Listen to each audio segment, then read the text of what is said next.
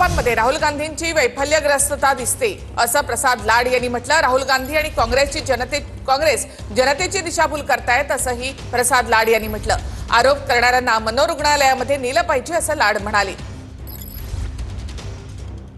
मला वाटतं की राहुल गांधी आणि काँग्रेसची वैफल्यग्रस्तता यातून दिसून येते।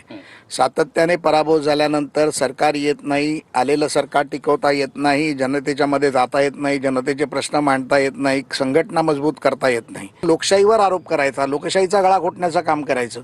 जे राहुल गांधींच्या आजीने 1975 साली आणीबाणी लावून लोकशाही घोटण्याचं काम केलं, आता या देशातल्या लोकशाही मार्गाने चालणाऱ्या न्यायव्यवस्थेवरती, इलेक्शन कमिशनवरती आरोप करून ह्या देशाच्या जनतेची दिशाभूल करण्याचं काम जो कोण करत असेल तर ते राहुल गांधी आणि काँग्रेस पक्ष करतो।